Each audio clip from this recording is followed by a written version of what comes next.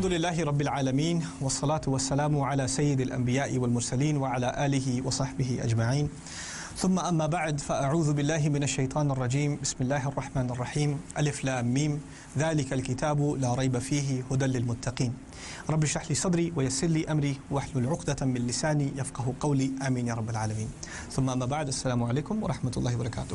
پہلے میں آپ سے بات کرتا رہا ہوں قرآن کے جو چھوٹے چھوٹے حصے نا، آیت کے اندر ترتیب، لفظ کی دقت، لفظ کی ایکوریسی، یعنی ایک طرح سے ایک مائکرو سٹڈیز ہیں جو آیت کے اندر جا کر آپ ایک طرح سے ایک سمندر کے اندر چلے گئے۔ لیکن اب تھوڑا باہر نکل کے ایک بڑی پکچر کو دیکھنا ہے، میکرو ویو کو دیکھنا ہے، اوپر سے ایک نظر، اجمالی نظر جسے عربی میں کہتے ہیں، نظر الاجمالی القرآن الکریم۔ اور اس میں جو پہلا موضوع آپ کے سامنے میں رکھنا چاہتا ہوں وہ سورت کا سٹرکچر، سورت کی بنا کیسی ہوتی ہے قرآن میں۔ صورتیں مختلف قسم کی ہیں اور آپ کو پتہ ہے کہ سورت کا لفظ سورہ سے نکلا ہے۔ سورہ کا لفظ عربی میں عربی کا لفظ ہے۔ جو پرانے شہر ہوتے تھے ان کی اونچی اونچی دیواریں باہر سے ان کا بارڈر ہوتی تھیں۔ آج کل تو شہروں کے بارڈر نہیں ہوتے، وہ پھیلتے ہی چلے جاتے ہیں، لیکن پرانے زمانے میں شہروں کی بڑی اونچی اونچی 3-3 4-4 فلور کی اتنی اونچی اونچی دیواریں ہوتی تھیں۔ مقصد ان کا یہ تھا کہ باہر سے اگر کوئی حملہ کرنے آئے تو پورا شہر ایک قلعے کی طرح محفوظ ہو جائے۔ ان کے خاص گیٹ ہوتے تھے، اس سے آپ اندر جاتے تھے۔ اب اس میں سمجھنے کی کوشش کریں کہ سورت کا لفظ استعمال جو کیا قرآن نے، اور چیپٹر اور باب اور اس طرح کے الفاظ نہ ہم استعمال کر سکتے ہیں، نہ کرنا صحیح ہے، کیونکہ صورتوں کی جو ترتیب ہے اور صورتوں کا جو اپنا ایک نظام ہے وہ کسی بھی اور کتاب کے کسی بھی چیپٹر سے مختلف ہے۔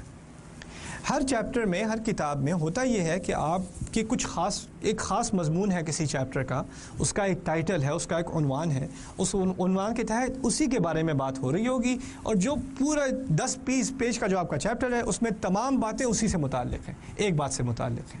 کیا صورتوں کا یہ معاملہ ہے؟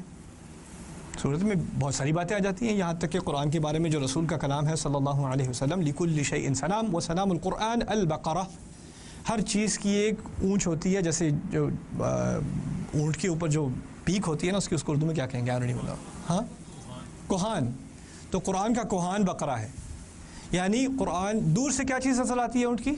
اس کا کوہان نظر آتا ہے۔ کہنا چاہیے کہ قرآن کی اگر آپ کو پوری اس کی قرآن کی ایک تصویر چاہیے، اس کی ایک اجمالی نظر چاہیے، تو بقرہ پہ نظر مار لیں، قرآن کے تمام مضامین آپ کو بقرہ میں مل جائیں گے شروع سے آخر تک۔ یعنی بقرہ کا تعلق ایک موضوع سے نہیں، ہر موضوع سے۔ کسی چیپٹر کا تعلق کس سے ہوتا ہے؟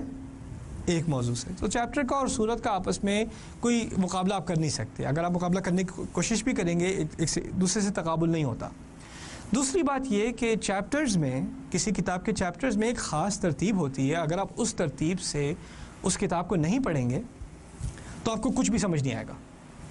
اگر آپ چیپٹر 10 سے بات شروع کریں گے، پھر چیپٹر 1 پہ آئیں گے، پھر چیپٹر 4 پہ جائیں گے، پھر چیپٹر 3 پہ آئیں گے، آپ کو بات سمجھ نہیں آئے گی فزکس کی کتاب کی، نہ ہسٹری کی کتاب کی، نہ کسی اور کتاب کی، کیونکہ ان کا ایک خاص معاملہ ہوتا ہے، ایک خاص ترتیب ہوتی ہے۔ قرآن کی صورتوں میں ایک طرح سے ایک انڈیپینڈنس بھی ہے۔ اگر کسی انسان نے صرف سورہ اخلاص کا مطالعہ کیا ہے اور اس کی تفسیر سمجھی ہے تو اس کے لیے فائدہ مند ہے کہ نہیں؟ کیا اس کے لیے لازمی ہے کہ بقرہ بھی پڑھی ہو، آل عمران بھی پڑھی ہو، نساء بھی پڑھی ہو، مائدہ بھی پڑھی ہو، انفال، توبہ بھی پڑھی ہو؟ نہ، اخلاص پڑھ کے کافی۔ سورۃ العصر کسی انسان کے لیے کافی ہے پڑھ لینا، خود سے بات سمجھ آ جائے گی، اسے آ جائے گی۔ اگر آپ نے فرض کریں اسی طرح اور کسی صورت کا مطالعہ کیا ہے تو یہ لازمی نہیں کہ آپ نے کسی اور صورت کو بھی پڑھا ہو تاکہ بات پوری طرح سمجھ آئے۔ ہاں، یہ ضرور ہے کہ اگر آپ نے اور صورتوں کو پڑھا ہو تو آپ کو کچھ باتیں مزید سمجھ میں آ جائیں گی، کچھ مزید وضاحت ہو جائے گی، لیکن اپنے طور پہ ہر صورت ایک طرح سے واضح ہے۔ آیات بینات ہیں، آیات بینات ہیں، کتاب محکم ہے۔ اچھا، اب اس باب کے تحت پھر قرآن کی صورت کو کیسے سمجھا جائے؟ میں نے آپ کو اس کی ایک تشبیہ دی تھی سورہ سے۔ سورہ کیسے کہتے ہیں؟ باہر کی دیوار کو۔ اب اس کے اندر ایک شہر ہے، اس شہر میں کیا ہر گھر ایک ہی قسم کا بنا ہوا ہے؟ مختلف قسم کے گھر ہیں، لیکن ایک خاص شہر میں ایک خاص قسم کا آرکیٹیکچر ہوتا ہے کہ نہیں؟ یعنی ایک کوئی خاص قسم کا سٹائل ہوتا ہے۔ میں نیو یارک میں رہتا تھا پہلے، نیو یارک میں جس قسم کے گھر بنتے ہیں وہ ٹیکساس میں نہیں بنتے۔ ٹیکساس میں جس قسم کے گھر آپ کو ملیں گے وہ آپ کو کیلیفورنیا میں نہیں ملیں گے۔ کیلیفورنیا میں جیسے گھر ملیں گے وہ آپ کو کوالالمپور میں نہیں ملیں گے، قطر میں نہیں ملیں گے۔ ہر گھر تو ہر جگہ ہیں، اپارٹمنٹ ہر جگہ ہیں، لیکن آرکیٹیکچر مختلف ہے کہ نہیں؟ ایک خاص آرکیٹیکچر کا سگنیچر ہے، ہر سٹی کا ایک خاص سٹائل ہے۔ اس کے علاوہ کیا صرف ایک شہر میں گھر ہی ہے؟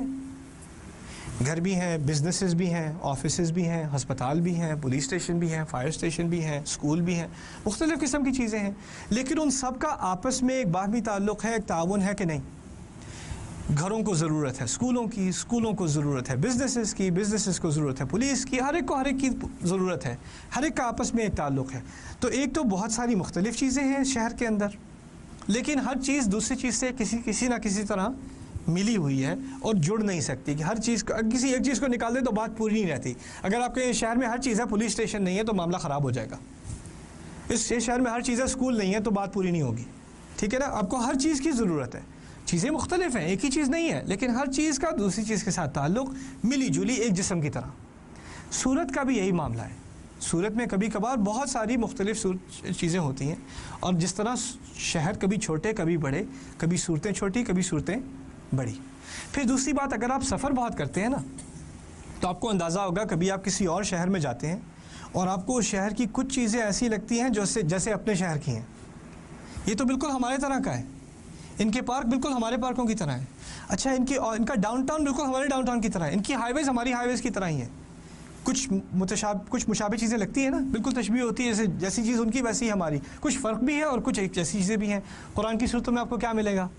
آپ کوئی سورت پڑھ رہے ہوں گے، سورہ لقمان پڑھ رہے ہوں گے، سورہ لقمان کی ابتدائی آیات پڑھ رہے ہوں گے، آپ کو لگے گا یہ تو سورہ بقرہ کا محلہ تھا، اسی طرح کا محلہ یہاں بھی ہے، تقریباً وہی بات یہاں بھی کی جا رہی ہے، الذین یؤمنون بالغیب ویقیمون الصلاۃ، یہ تو مجھے وہاں کا یاد ہے، یہاں بھی بات آ گئی۔ اسی لیے شہر سے اس کو تشبیہ دی جا رہی ہے کہ اس میں مختلف چیزیں ہوں گی، لیکن ہر چیز ایک دوسرے سے مل کے ایک مکمل چیز بنے گی، ایک مکمل موضوع بنے گا، ایک مکمل درس بنے گا۔ اچھا، اس میں اس کا جو پہلا پہلو میں آپ سے اس بارے میں بات کرنا چاہتا ہوں آج، وہ یہ ہے کہ قرآن کی ہر جو صورت ہے اس کی وہ ایک درس ہی سمجھ لیں، ایک خطبہ ہی سمجھ لیں، اور اس خطبے کے اندر جو بات جہاں سے شروع ہوتی ہے اور جہاں ختم ہوتی ہے، اسے کہتے ہیں مفاتیح السور و خواتیمها، صورت جہاں سے اس کا افتتاح ہے اور جہاں اس کا اختتام ہے، ان کا آپس میں بڑا گہرا تعلق ہوتا ہے۔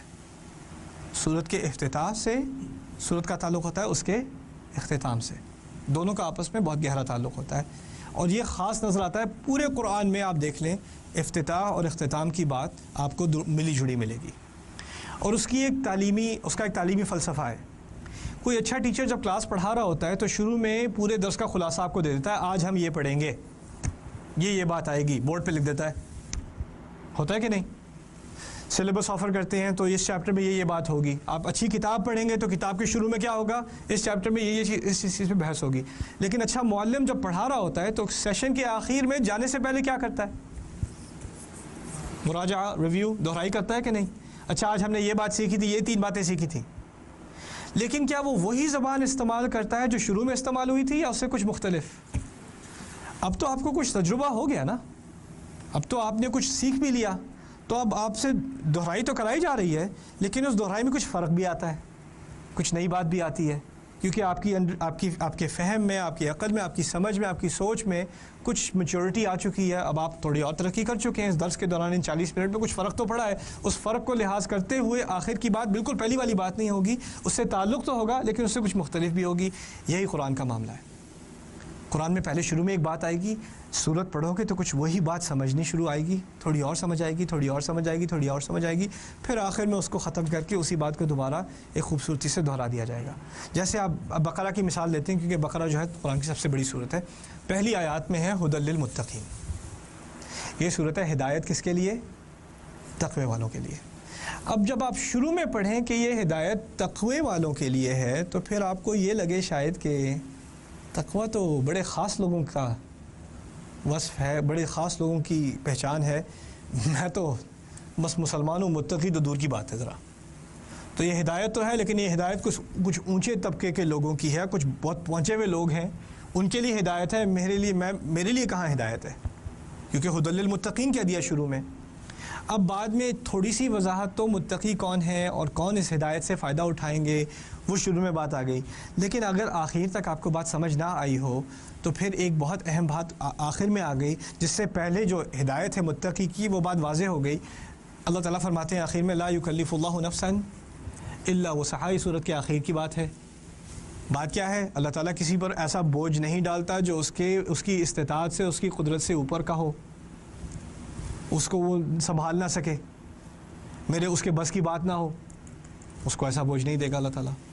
یعنی اگر کہا کہ یہ ہدایت ہے تقوی والوں کے لیے، اور آخر میں کہہ دیا کہ میں کبھی کسی کو ایسی ذمہ داری نہیں دیتا جو اس کے بس سے باہر ہو، تو تقوی تمہارے بس کی بات ہی ہے، تقوی کی صلاحیت تم میں ہے، اسی لیے تمہیں ہدایت دی جا رہی ہے۔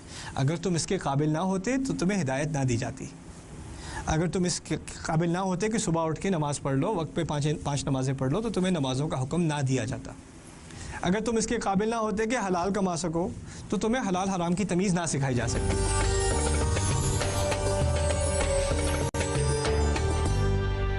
قرآن میں شروع میں بس اشارہ ہی تھا الذین یؤمنون بالغیب۔ کس چیز پر ایمان ہے ان لوگوں کا؟ غیب پر ایمان ہے، جو چیز اندیکھی ہو اس پر ایمان ہے۔ اچھا، اس کی وضاحت کہاں آتی ہے؟ آخر میں پڑھیں کل آمن باللہ وملائکتہ وکتبہ ورسلہ۔ یہ کس بات کی وضاحت ہے؟ غیب کی وضاحت ہے نا۔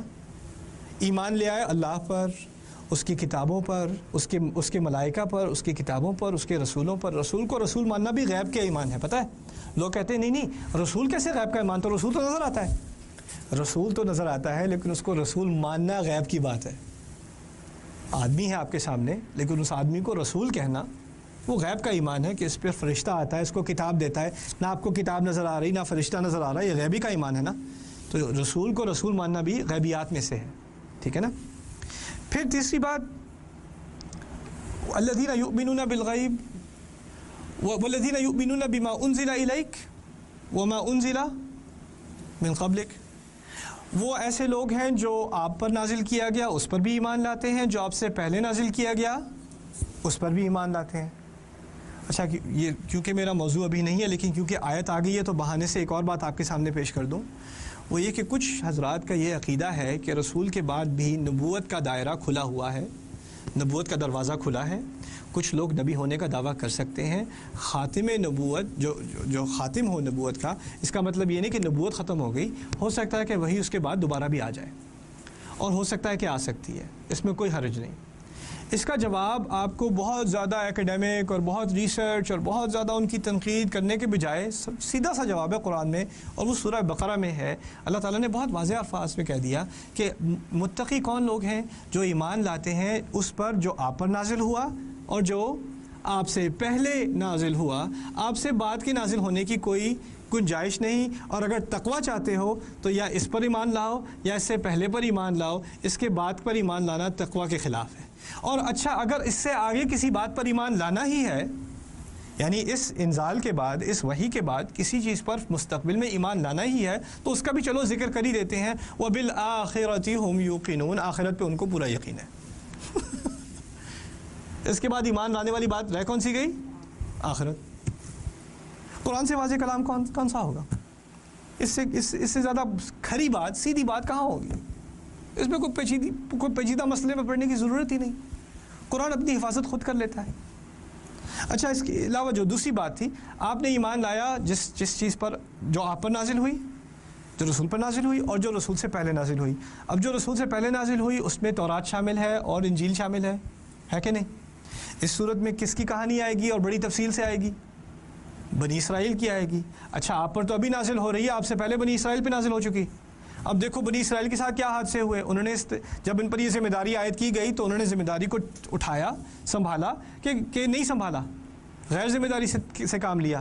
اگر ایسا ہوا اور وہ اس میں ناکام رہے، اور ان کی ناکامی کو بیان کیا جا رہا ہے کس میں؟ سورہ بقرہ میں، تو آخر میں جا کر کیونکہ ہمارا ایمان صرف اس پر نہیں جو ہم پہ نازل ہوا، اب اس پر بھی جو ہم سے پہلے نازل ہوا، اور اس کی وضاحت بھی کر دی گئی کہ تم سے پہلے ایک بڑی افسوس کی بات ہے، ایک قوم تھی، اس کو بہت موقع دیے گئے، بہت موقع فراہم کیے انہیں، بہت نعمتوں سے نوازا، بہت ساری چیزیں نازل کی، لیکن وہ اس کا فائدہ نہ اٹھا سکے۔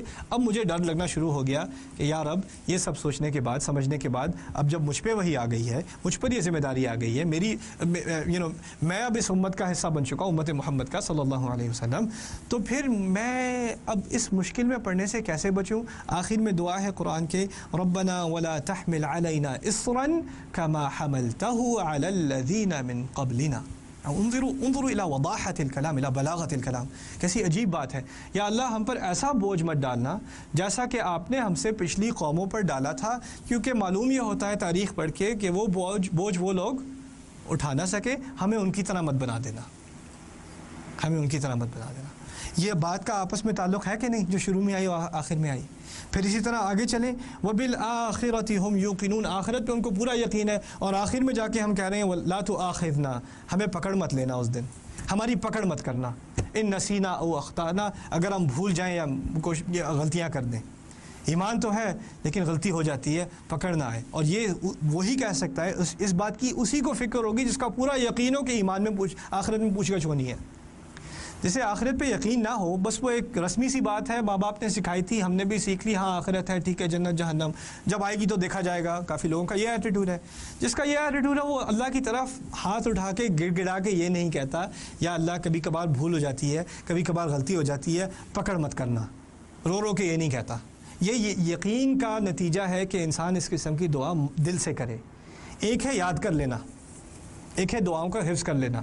ربنا لا تؤاخذنا ان نسينا او اخطانا ربنا ولا تحمل علينا اصرا كما حملته على الذين من قبلنا ربنا ولا تحملنا ما لا طاقة لنا به واعف عنا واغفر لنا وارحمنا انت مولانا فانصرنا على القوم الكافرين.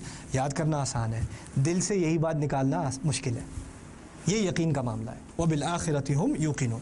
اسی طرح شروع میں ایک بات کر دی جس سے بہت عجیب سی بات ہے. شروع میں ہمیں کافروں کے بارے میں بتا دیا کہ ان سے بالکل نا امیدی ہے اس وقت. ان الذين كفروا سواء عليهم انذرتهم ام لم تنذرهم لا يؤمنون. دیکھو جو کفر کر چکے اب تک، قریش کے کافر جو اب کفر پر اڑ چکے، ان کا معاملہ تو یہ ہے کہ برابر سی ہی بات ہوگی. اگر آپ جا کے انہیں خبردار کریں یا نہ کریں، وہ ایمان لانے والے نہیں. اگر اللہ تعالیٰ خود کہہ دیں یہ ایمان لانے والے نہیں تو ان کا کیس تو بند. اللہ تعالیٰ نے خود ان کا کیس بند کر دیا. اب کیونکہ ان کا کیس بند ہو چکا تو ان سے ہمدردی کرنا یا ان سے پیار سے ان کو دعوت دینے کی اب کوشش کرنا، اس کے دروازے تو اللہ تعالیٰ نے خود بند کر دیے. اب جو ایک بات رہ گئی ہے وہ جنگ کی بات رہ گئی ہے قریش سے. یہ بات تو واضح ہے. اور یہ بات کس لیے واضح ہے کہ شروع میں بقرہ کے اب ان کا ہدایت کا دروازہ تو بند ہے، ایمان لانے والے یہ لوگ ہیں نہیں. اب کیونکہ یہ بات واضح ہو چکی تو آخری کلام بقرہ میں کیا ہے؟ فانصرنا علی القوم الکافرین، ہماری مدد کر کافر قوم کے خلاف. کیونکہ اس قوم میں کوئی امید نہیں بچی تو اب ان سے صرف دشمنی ہی کی توقع رکھی جا سکتی ہے. ابھی تک تو مکے میں تھے تب بھی دشمنی ہی دکھا رہے تھے ہمیں، لیکن شاید کچھ امید تھی ایمان لے آئیں. جب اللہ تعالیٰ نے ہی خود اپنا ورڈکٹ دے دیا، اپنا آخری فیصلہ دے دیا، تو پھر اب تو بس آپ مدد ہی کیجئے. اب فانصرنا علی القوم الکافرین، ان کے خلاف ہماری مدد کریں. اور نصر کا لفظ جب مدد کے لیے ہم ترجمہ کرتے ہیں تو اس میں تھوڑا نقص ہے، اس میں کچھ کمی ہے. مدد کے لیے عربی میں بہت سارے الفاظ ہیں، المساعدہ، الامداد، الاعانہ، اور پھر یہ ہے لفظ النصر، اور الفاظ ہیں الاستغاثہ. لیکن ان میں سے جب نصر کا لفظ اور نصرت کا لفظ اور نصر کا لفظ استعمال ہوتا ہے تو ان الفاظ کے معنی ہوتے ہیں جنگ کے دوران یا کسی مصیبت کے دوران کسی کے خلاف تمہاری کوئی مدد کرنے آئے تو اسے نصر کہتے ہیں. فانصرنا سے ہی یہ بات نکلی کہ جنگ شروع ہو چکی ہے.